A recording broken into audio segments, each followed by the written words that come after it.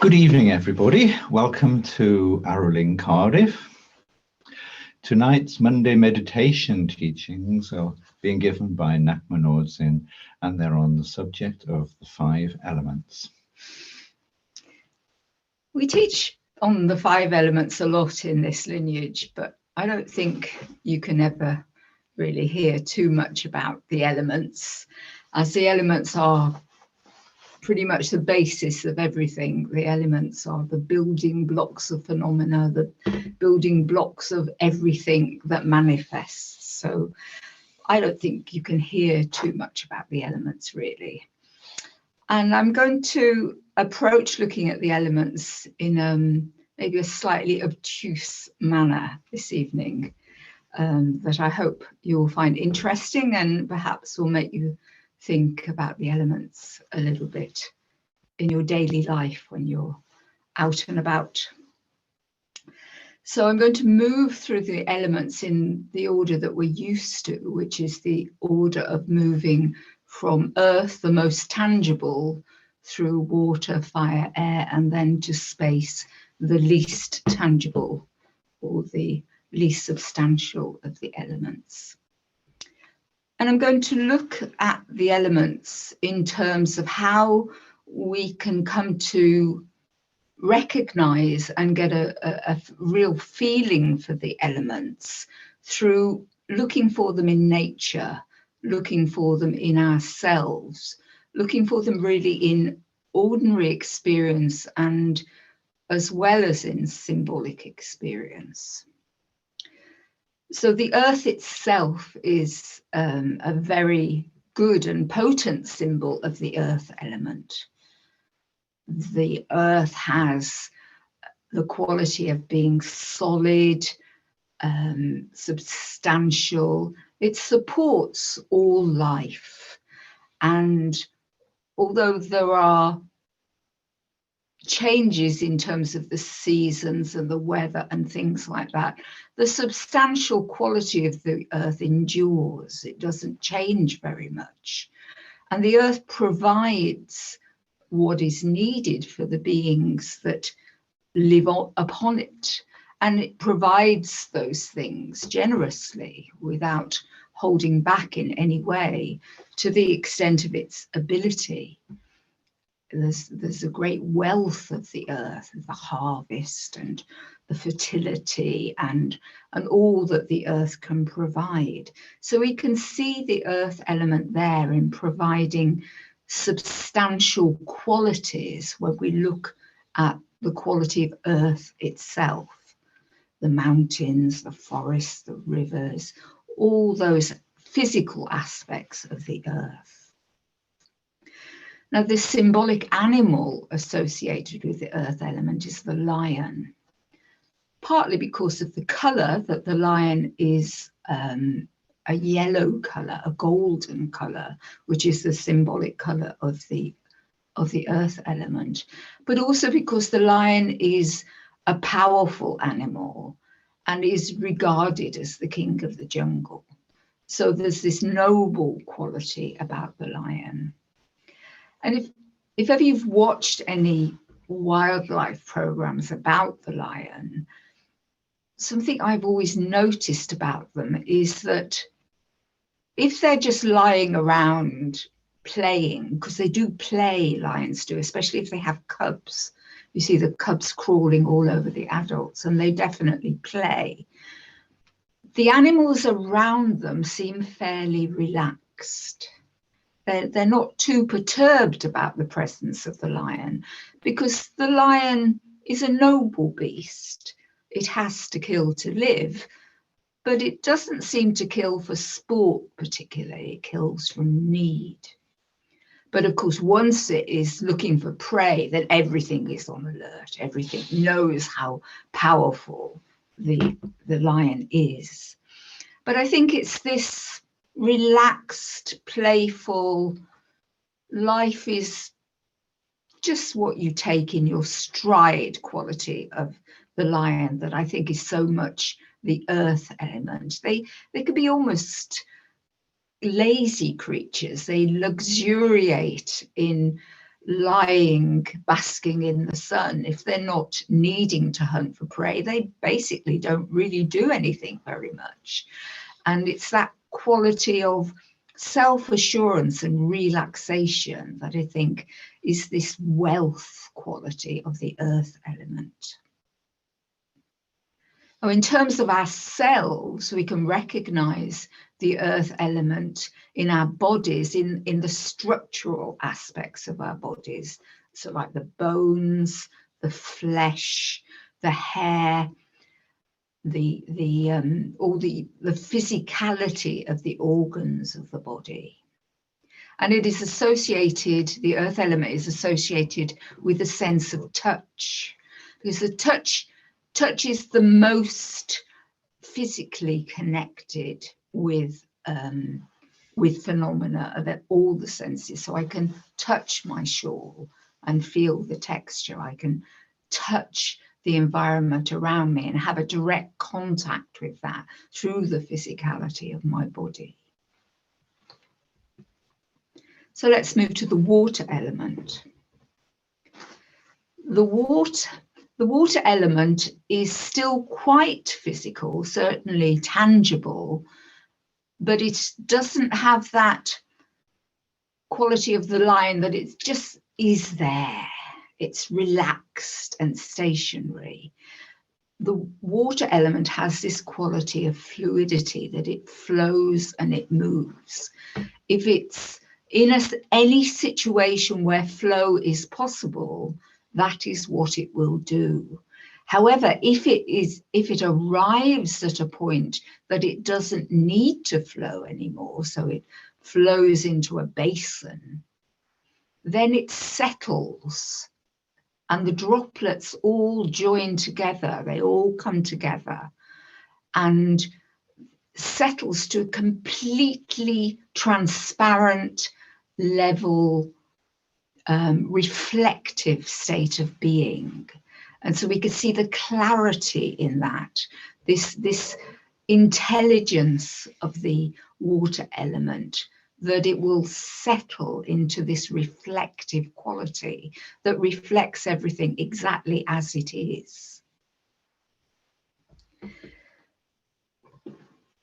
Water has particular unusual, as regards the other elements, qualities in that it can exist in different forms. So it can exist as this fluid quality, but it can also exist as a more solid quality in terms of ice when it's frozen, and as a more moving towards fire quality when it boils, so when it becomes a vapor. So it's like a transitional sort of quality to the water element, that it's moving between the solidity of the earth and the intangible quality of the fire element. The animal associated with the water element is the vulture. And it would not immediately, to me, have seemed obvious that the vulture was an animal to think of with the water element. But the vulture is quite an extraordinary bird in that it can glide effortlessly on the wind currents. And it doesn't have the urgency about it of needing to kill, because it doesn't kill its prey. It seeks out prey that is already dead or animals that are already dead, and it feeds off those. So there's this noble quality about the dominion that the vulture has of the sky, that you don't have to worry about it diving on you if you're alive. It isn't looking for you as a threat, in a threatening way. It isn't going to attack you, but it's looking for something that has already died, that it can eat, that it can survive on. And in our bodies, we can recognize the fluidity of water in terms of blood, the movement of lymph through the body. And the senses associated with the water element are taste and smell. And these are not quite so tangible as being able to touch and feel something, but they are quite connected with phenomena. So there's a chemical reaction going on there in terms of what is received to the body to be able to taste something and smell something. There is an interaction with organs happening there for that to happen. So we're still quite tangible in terms of the water element. Now, when we move to the fire element, we're moving into a slightly less tangible realm, because the fire element you can't touch. You can't grab a flame. The flame is always moving and changing. It is continually arising and dissolving. A single flame is not really something you can identify. You can see a single flame on a candle wick, but even that, it's continually moving and it will change as it burns the fuel of the candle. So there's this intangible quality of the fire element, that it's flickering and changing and dancing and moving. So we're moving towards a more intangible quality there. And there's a spectacular aspect of the fire element. There's this wonderful color of flame. And this is connected with sunset and the direction of the fire element, which is in the west. The animal associated with the fire element is the tiger, another extremely powerful animal that lives in the jungle. But the tiger is a little bit different to the lion in that it's a more solitary animal. The tiger is much more independent and self-assured and perfectly happy to live on its own. But it has to come together with other animals of its species in order to procreate, and it stays with its young when up to about 2 years. I think they stay with their young for quite a long time. So although it is a solitary creature, there are times where it knows that it has to interact with others of its kind, and it has to interact with phenomena, obviously, to eat and to exist in the environment.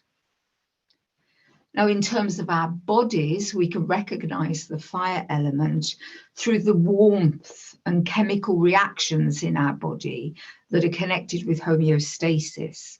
With digestion, we take food into our bodies, and then the heat of the body digests it, and then we pass out the waste. Ngakpa Rinpoche once said that the digestive tract has a greater connection to the outer world, to outside our bodies, than it does to our bodies ourselves, because basically it's just a tube that runs through us, through which external things pass and have things done to them. But basically it's just a space that runs through us. And the sense field connected with the fire element is vision. And we can see that vision has that intangible quality, that we can't touch vision. There are no chemical reactions happening with vision. There is a sense organ, of course, but vision has this quality that is a little bit beyond physicality, and we talk of envisionment. So there is a state of envisioning that is beyond the physical body. Then if we move on to the air element, a characteristic of a gas, so air is a gas or a combination of gases, that wherever you have a gas, it is its nature to spread itself out to fill the space. So respiration relies on gas balancing itself in that way. So a higher concentration of oxygen in the lungs enables oxygen to move into the body. I'm sorry if there are any biologists here. I hope that I have this correctly. But it's that gaseous exchange of a higher concentration to a lower concentration that is this quality of filling the space, evening things out. And that evening out, that you could say quality of everything being even and equanimity and evenness is the capacity to know everything everywhere, because the gas can spread out into that space, can touch everything, can know everything. It has that all-encompassing quality to us. The colour associated with the air element is green. And the animal associated with the air element is the eagle. And the eagle has a complete command of its environment. It also glides on the air currents like the vulture, but the eagle is an animal that finds prey. And the intelligence and capacity of the eagle is that it can see a dormouse or something like that from an extraordinary distance, calculate its angle of descent and speed of descent with unimaginable accuracy, and dive to its prey and soar again, having caught its prey, with that such incredible capacity to accomplish that. And the calculation that is made up there in those high air currents guarantees success at the inception of its dive. So the success of that dive is guaranteed the minute it happens. The air element is associated with hearing, which again, there is the sense organ, but hearing is also more amorphous, more intangible. And hearing is interesting that we can't switch it off. I mean, if we don't want to see something, we can close our eyes. There's a manner of doing that. But with hearing, if there is hearing, and if we have the capacity to hear that, then it is heard. Whether we pay attention or not is another matter. But if there is hearing, then there is hearing, and it will simply be there. So that also reflects that quality of the certainty of success, that if there is a sound, then it is certainly successful that the sound will be heard if we're paying attention. And then finally, we have the space element. And the space element is the element in which the other elements can dance and perform. Without the space element, the other elements would not be able to function, would not be able to move. And so the space element is the emptiness in which everything performs. It is an element that allows the other elements to perform. And in terms of ourselves, it is the spaces in our body that allow the functions of our body to perform. And it is our awareness, our alertness, our consciousness, the intelligence that enables us to function as conscious beings. The animal associated with the space element is the mythological or Buddhist animal of the Garuda. And the Garuda cannot be defined as flying or not flying, born or not born.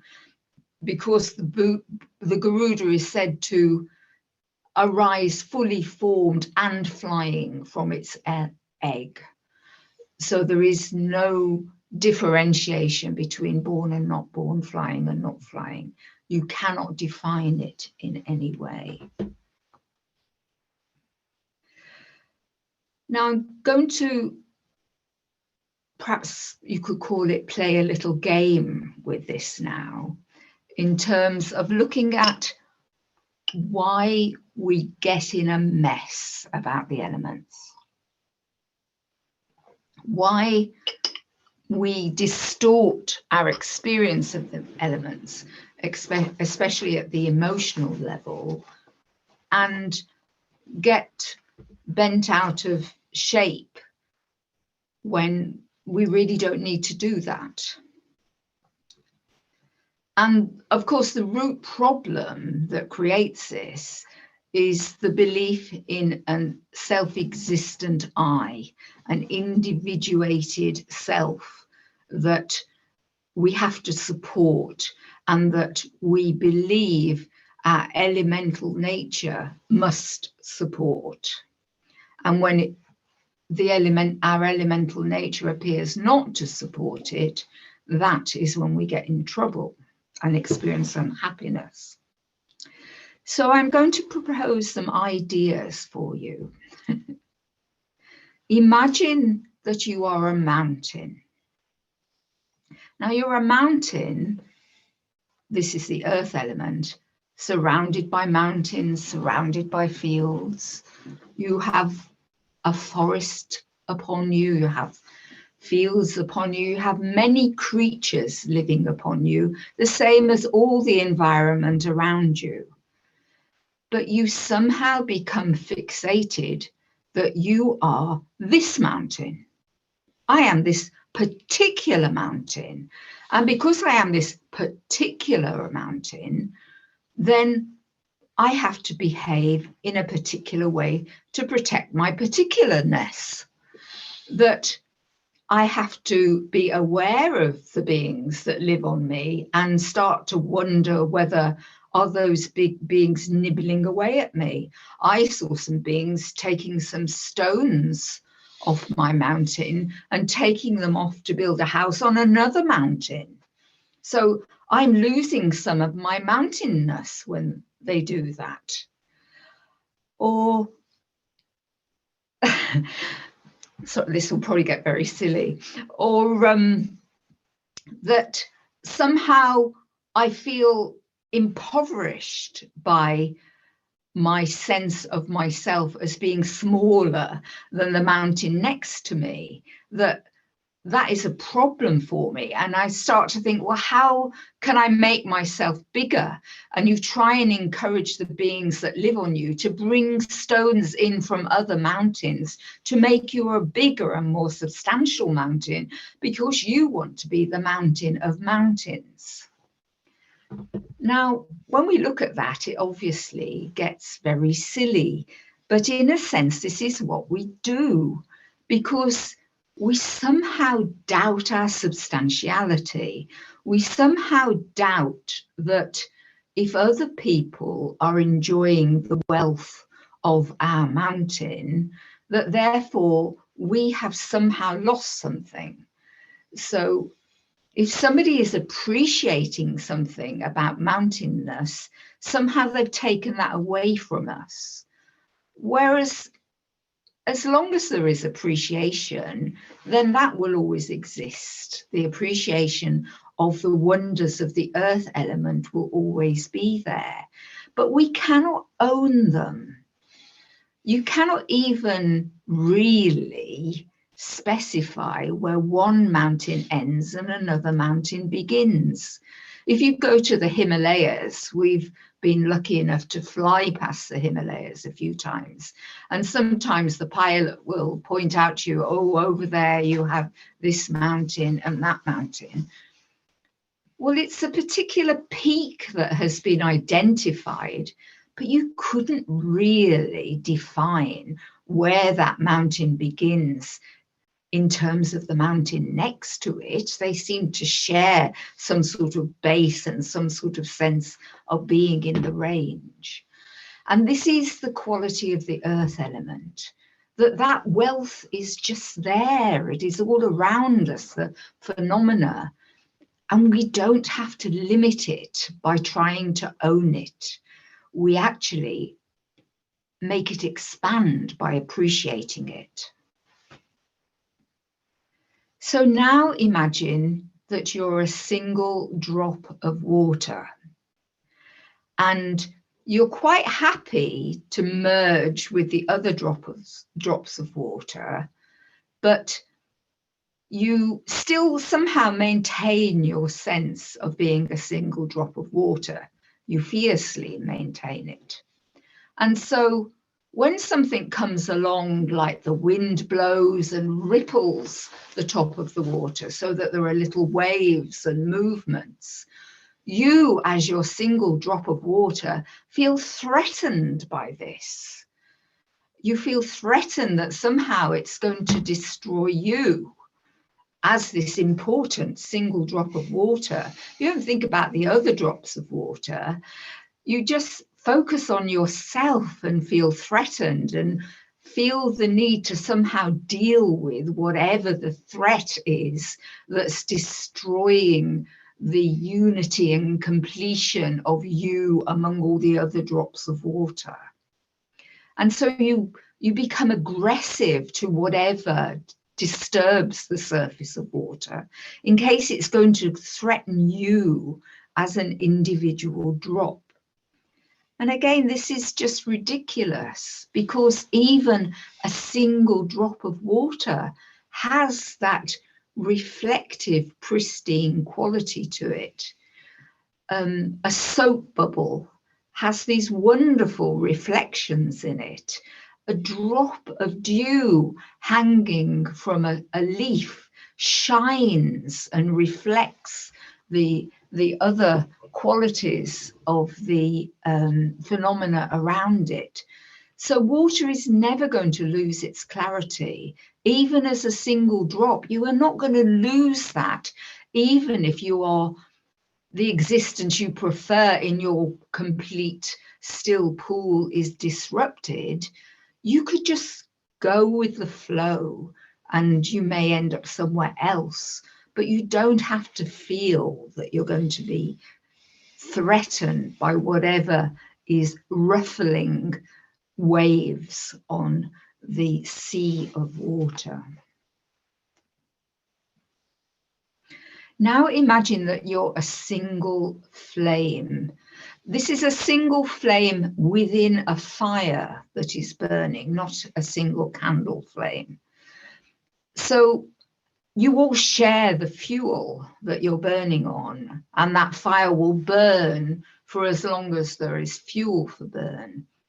And you're changing all the time. The flames are flickering and dancing.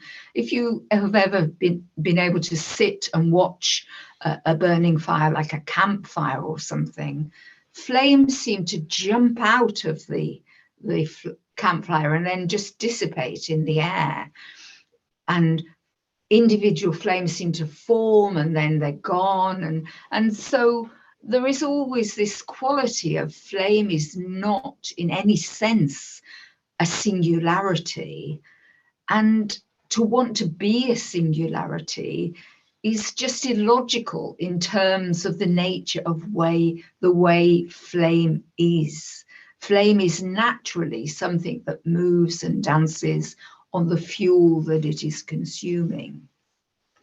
But if as a singularity we become frightened that we're going to run out of fuel, then we fear our own destruction and we feel abandoned by the rest of the fire, because the rest of the fire is also burning the fuel and we don't want that to happen.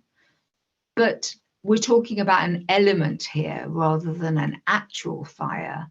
And the fire that is the fire element rather than the flyer we see in a bonfire, can never run out of fuel, because all phenomena is the fuel. So we are always united with that fuel, and we don't need to ever be frightened that we'll run out of phenomena to feed us.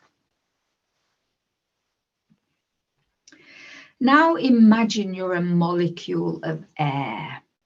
You're one of those molecules of air that have spread out, let's say, to fill a room. So maybe I'm in that corner. But while I'm in that corner, all the other molecules of air that have spread out into the room are experiencing different experiences of the room that I can't know about.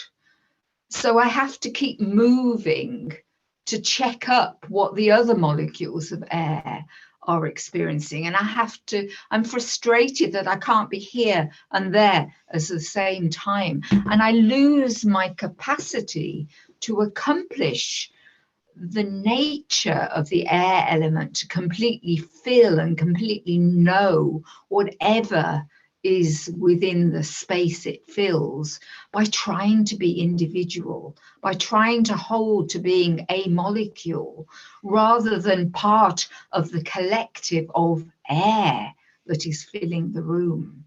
So if we let go of that need to be individuated, then we immediately have the capacity of knowing everything everywhere through our interaction with all the other air molecules. So we can be playful with that. We can have confidence that we can know that. And we don't need to control anything in terms of the expansive experience, because we share in the expansive experience. There's no other molecule that knows more than we know if we are happy to be part of that whole expanse. Now, the space element is the space in which all this performs. And the question for the space element is, am I the space, or why are there things in my space?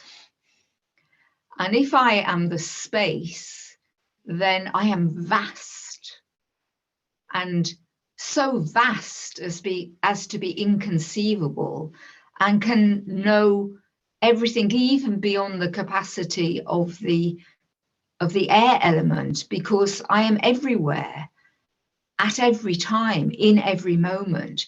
My intelligence and my knowing is boundless, unlimited. But if I am worried about my definition based on things in my space, then I start to worry about my definition in terms of the things in my space. That I worry that there's too much in my space and I can't control it, or there's too much outside of the space I'm currently aware of that I can't control. And so we become overwhelmed by space, by trying to own it or understand it in that way. So now, just to finish off, I just want to bring this slightly playful approach to the elements to the root misconceptions, and look at them as how we engage with the elements from the perspective of the root misconceptions. So the space element is connected to indifference, and indifference is a neutrality. We ignore something until it seems to have any relevance to us. So we remain in that neutrality, ignoring or not caring about anything until it impacts upon us. Now, if we move into attraction, this is the earth and the fire elements, and they have different ways of engaging with attraction. So the earth element wants to amass the things it attracts. It wants to make the mountain more substantial. It wants to gain territory in order to feel that solidity of being a separate mountain. Whereas the fire element wants to continually consume, may not even care what it's consuming, but whatever it's attracted to, it makes it part of itself and then moves on to the next thing. So the single flame is always consuming in order to move on to the next thing to consume. But these are both connected to attraction.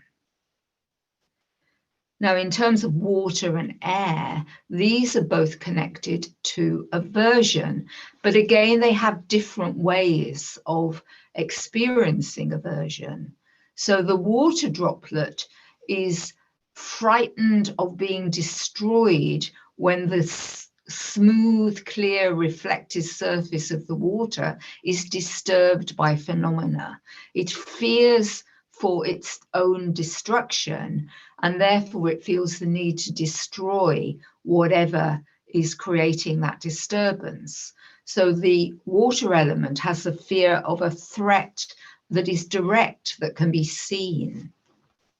Whereas our molecule of the air element just feels threatened by everything. It feels threatened, it feels anxious, but doesn't know why it's anxious. It's anxious in terms of a groundless anxiety, that it cannot identify something that is actually out to get it. But because of this quality of trying to be a single molecule of air means you have to check everything out, it becomes increasingly frustrating that you can't possibly check everything out. You become jealous of those who seem to be checking things out better than you, and you're paranoid about the things you haven't succeeded in checking out. Whereas if you let go of trying to be a single air element, then all that can dissolve.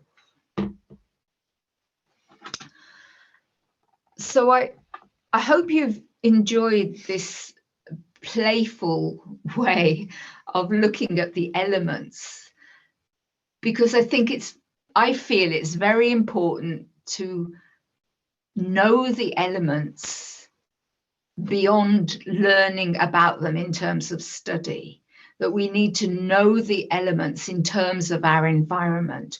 All 5 elements are always present, and we can play a game of looking for them, or looking for when we're trying to be a single one of it.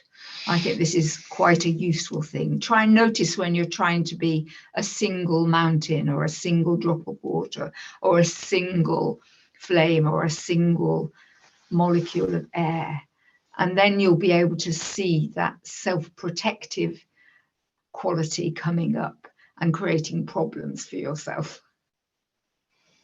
Thank you very much. That was delightful. I thought that was most entertaining, and it as you said at the beginning, it approaches the elements from a slightly different direction, but I think it very much puts you in touch with the elements that exist outside of us in terms of where we live, but also the elements that exist within us, and we can start to become aware of that and see how they perform. I think it has to become kind of visceral. It has to go beyond an intellectual understanding to really be able to make use of it. So this was just a game to try and help with that. Thank you.